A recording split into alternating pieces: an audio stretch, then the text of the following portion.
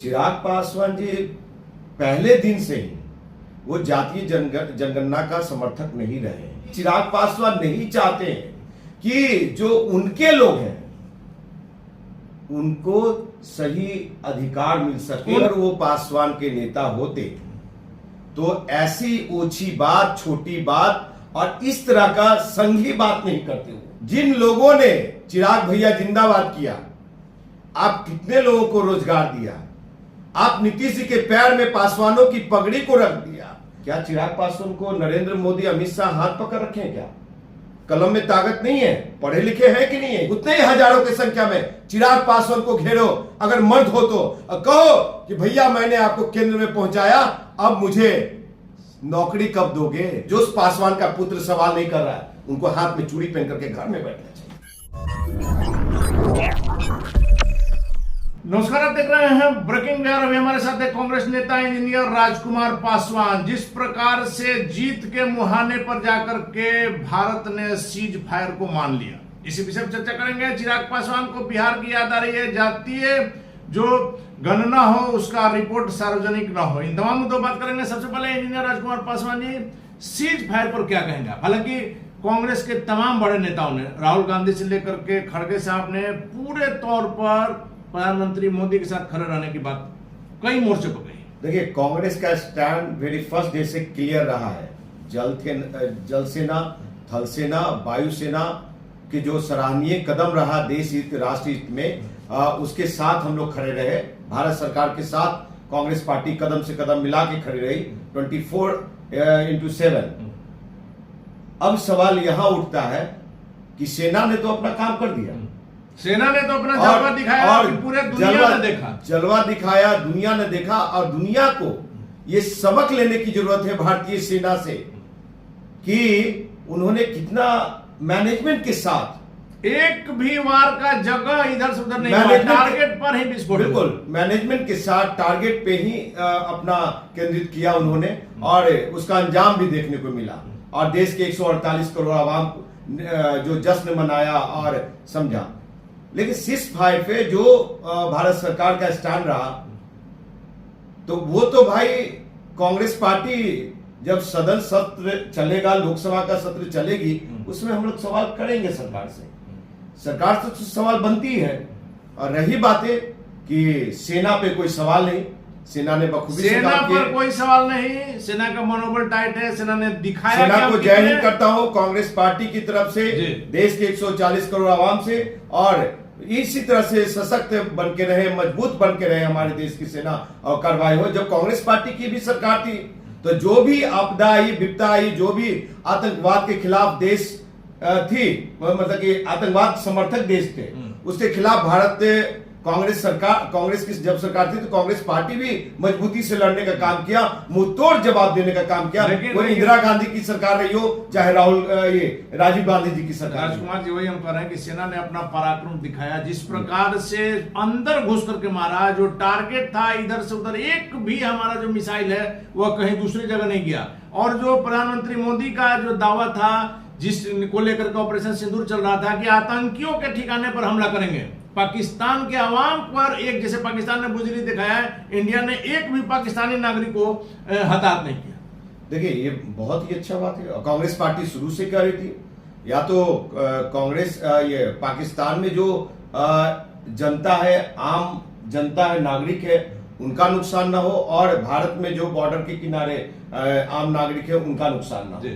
जो आतंकवाद वहां छुपे हुए, आतंकी छुपे हुए हैं, और जो आतंकवाद के खिलाफ षड्यंत्र रच रहे, आतंकवादियों का समर्थन दे रहे, संरक्षण दे रहे, वहां पे केंद्रित किया गया। और वो देश की सेना ने, भारत सरकार ने जो अंजाम दिया है, सराहनीय कदम है। मान रहे हैं ना कि प्रधानमंत्री मोदी ने अपना 56 इंच का सीना दिखा दिया। देखिए, कुछ तो थी जो कि कमियां रही है, कमी आपको बीच में वो सेना से नहीं, सरकार से चूक हुई है। क्या चूक हुई है? सरकार, ये नौबत ही क्यों आया? आतंकी आकर के मार दिया, चल रहा है इसमें। आपका साहब सुरक्षा चूक होता है, आपके पास सारी एजेंसियां, रॉ, सीबीआई, ईडी, ना जाने वगैरह वगैरह क्या, सारी एजेंसी आपको रिपोर्ट ऑलरेडी फाइंड आउट होता है, डे टू डे अपडेट होता, फिर भी आतंकवादी हमारे 27 लोग को मार करके और फिर वापस सुरक्षित चले जाते हैं। निश्चित तौर पर कहीं ना कहीं सुरक्षा में चूक जरूर हुई है, इसको मानना और होगा, सबसे- इस पर विश्लेषण भी करना होगा। इससे बड़ा शर्मसार ये कि प्रधानमंत्री जी सब जगह का कार्यक्रम रद्द करके मधुबनी में कार्यक्रम करते हैं। हमारे राहुल गांधी जी हमारे कांग्रेस पार्टी की सारे कार्यक्रम रद्द कर नहीं, दिए जाते हैं। लेकिन राजकुमार विदेश जी, यात्रा से यहाँ आपको रोकेंगे। प्रधानमंत्री मोदी का बिहार का कार्यक्रम यह दिखाना था, जहां तक हम समझ रहे हैं, कि इन आतंकी हमलों से हम कहीं भयभीत नहीं है, हमें कोई दिक्कत नहीं, सेना अपना काम करेगी, सरकार को साहब बहुत सारे न्यूज फेक भी चले और राष्ट्रीय चैनलों ने चलाया। मैं डंके की चोट पे कह रहा हूं मैं। और भारत सरकार जो गाइडलाइन जारी कर रही थी, उस गाइडलाइन को ये फॉलो नहीं कर रहे थे। बार बार भारत सरकार कह रही थी कि सूत्रों के हवाले से खबर नहीं चलना चाहिए, लेकिन ये लोग फिर भी लेकिन सरकार ने फिर भी अंकुश लगाया। कितना लगा पाए? देश को, जनता को बहुत गुमराह किया गया। सायरन तक नोटिस देना पड़ा कि सायरन आप नहीं बजा सकते। बिल्कुल सायरन नहीं बजा सकते, और इस तरह की रही है तो ये दुर्भाग्यपूर्ण है ये मीडिया हाउस के लिए, और दुर्भाग्यपूर्ण है भारत सरकार की, जो अगर मीडिया बात नहीं मान रही तो कहीं ना कहीं। चलिए, आप संसद के जो संयुक्त जो सत्र होगा उसमें आप उठाएंगे आवाज की कहां क्या चूक हुई, लेकिन एक चीज तो नजर आया, ओवैसी से लेकर के देश के तमाम पार्टियों ने एकता दिखाया और यह अच्छा संदेश। साहब क्यों नहीं, ये मेरा घर का सवाल है, राष्ट्र का सवाल है, नेशन का सवाल है। अगर ये देश ही सुरक्षित नहीं रहेगा, देश के 148 तो हम और आपके क्या करेंगे? इसमें राजनीतिकरण नहीं होना चाहिए, और नहीं हम लोगों ने किया। सिर्फ जहां सरकार से चूक हुई है उस सदन सत्र में हम लोग सवाल उठाएंगे। चलिए, इंजीनियर राजकुमार पासवान जी, आपसे बात हो और चिराग पासवान चर्चा में नहीं आया, यह नहीं हो सकता, क्योंकि चिराग पासवान के धुर विरोधी राजकुमार पासवान माने जाते हैं। हाजीपुर से आपने कई बार चुनाव भी लड़ा है, हमेशा दावा किया है, हालांकि हमेशा आप हार जाते हैं। इस बार जातीय जनगणना को लेकर के जो चिराग जी का जो बातें सामने आई है, उन्होंने कहा कि जातीय जनगणना हो, सारे देश ने इसका स्वागत किया है, लेकिन इसकी रिपोर्ट जो है सार्वजनिक नहीं है। देखिए, चिराग पासवान जी पहले दिन से ही वो जातीय जनगणना का समर्थक नहीं रहे हैं। वो पहले भी स्टेटमेंट दिए हैं कि जब बिहार की जातीय जनगणना की शुरुआत हो रही थी, उस समय चिराग पासवान सार्वजनिक रूप से कहा, मीडिया में आके कहा कि जातीय जनगणना तो हो लेकिन सार्वजनिक ना हो। क्यों भैया, आप बताइए? यानी कि चिराग पासवान नहीं चाहते हैं कि जो उनके लोग हैं उनको सही अधिकार मिल सके। उनके लोग मतलब पासवान की आप बात कर रहे हैं? नहीं, पासवान की नहीं। वो कहते हैं कि मैं दलितों की राजनीति करता हूं।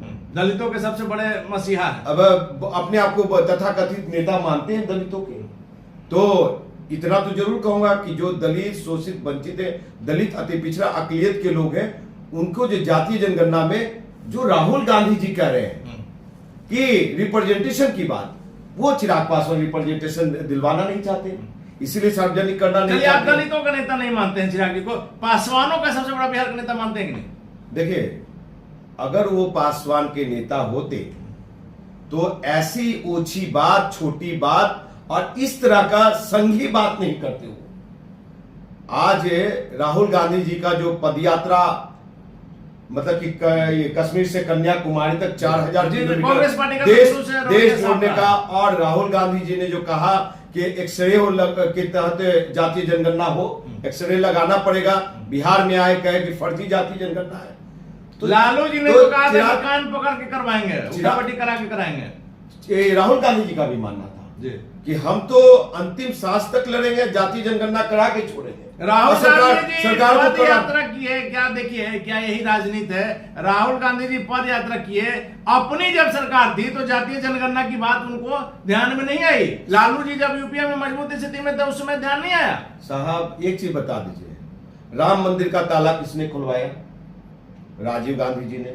राम मंदिर का पूजन किसने किया? हम अभी जातीय जनगणना अगर आप कह रहे हैं तो हाईजेक किसने किया? और फिर हाईजेक करने की पहल है भारतीय जनता पार्टी का, जातीय जनगणना को मान करके। अच्छी बात है, सराहनीय कदम है, स्वागत योग्य है, लेकिन राहुल गांधी के दबाव में लिया गया फैसला है उनके कैबिनेट को। राहुल गांधी जी के दबाव में जितना प्रेशर था, राहुल गांधी जी का, विपक्ष का प्रेशर था, उसको माना है, और ये पैमाना तय करे कि इनकी जातीय जनगणना का रूप प्रारूप क्या होगा जी, ये होना चाहिए। और कब तक होगा? और जो है कि आप भी भारतीय जनता पार्टी वाले भी बाबा साहब को मानते हैं और संविधान की किताब को ऐसे सर में लगाते हैं नरेंद्र मोदी जी, ऐसे लगाते हैं ना साहब। तो मेरा यही कहना है कि जब लगाते हैं, जय भीम बोलते हैं, तो भैया उनके अनुयायियों को कितना अधिकार दिला पाएंगे, कितना रिप्रेजेंटेशन फिक्स करा पाएंगे, ये पैमाना तय होनी चाहिए। चलिए आखिरी सवाल है राजकुमार पासवान जी, चिराग पासवान को बिहार बुला रहा है। पिछले दिनों आपने देखा था, अब माना जा रहा है कि चिराग विधानसभा का चुनाव भी लड़ेंगे, दिल्ली नहीं उनको बिहार रास आएगा, बिहार के मुख्यमंत्री बनना उनका सपना है। चिराग भाई को कब बिहार नहीं बुलाया? चिराग जी ने कहा है नहीं, चिराग भाई को कब बिहार नहीं बुलाया? बिहार के लोगों ने मान सम्मान दिया, रामविलास पासवान के पुत्र हैं तो उनको हाथों हाथ लिया, ये सदन में पहुंचाया, केंद्रीय मंत्री बनाया, तो वो तो खुद ही मैदान छोड़ने का है। मैदान छोड़कर कैसे आप बात करते हैं राजकुमार जी? जिस हाजीपुर में लगातार आपको चिराग पासवान हरा रहे हैं, उनके चाचा हरा रहे हैं, जिस हाजीपुर ने आपको रिजेक्ट कर दिया, आप फिर भी नहीं मान रहे हैं? मेरी हार जरूर हुई है, लेकिन हार में ही मेरी जीत है। और जब सड़क सुनसान हो जाएगा तो सदन आवारा हो जाएगा, और हम सदन को आवारा नहीं होने देंगे, सड़क पे हंगामा खड़ा करेंगे। आप लोग जो मीडिया है चौथा स्तंभ, उसके भी माध्यम से मैं हंगामा खड़ा कर रहा हूं मैं। और इतना जरूर बता दूं कि चिराग भाई अब वो समय आ चुका है। आप पहले कहते थे कि हम एमपी हैं एक मामूली सा, मेरी कोई वजूद नहीं है।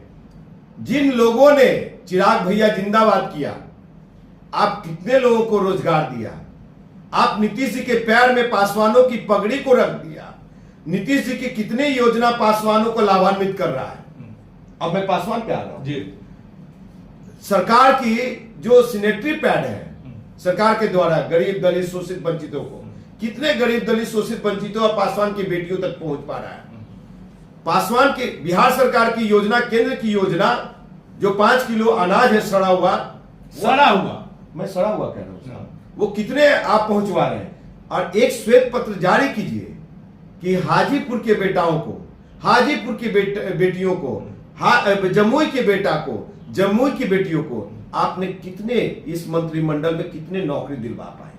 अपने फूड प्रोसेसिंग मंत्रालय में सरकार साहब रामविलास पासवान जी रेल मंत्री थे, टेलीकम्युनिकेशन थे, कोल थे, माइंस थे, दूरसंचार थे, कितने लोगों को नौकरी दिया? अनगिनत लोगों को दिया। क्या चिराग पासवान को नरेंद्र मोदी, अमित शाह हाथ पकड़ रखे हैं? क्या कलम में ताकत नहीं है? पढ़े लिखे हैं कि नहीं है? ये कैसे सांसद है ये?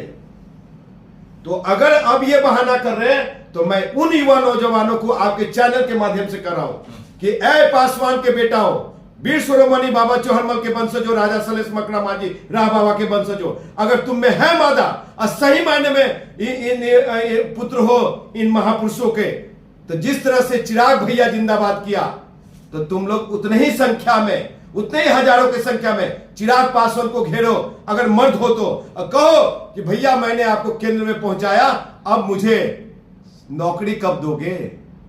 हमारा परिवार बेरोजगार है, हमारी जाति बेरोजगार है, नीतीश बाबू का योजना मेरे हम तक नहीं पहुंच पाता है। बिहार सरकार के बहुत सारे डिपार्टमेंट में हमारे नौकरी रोजगार नहीं मिल पा रहा है।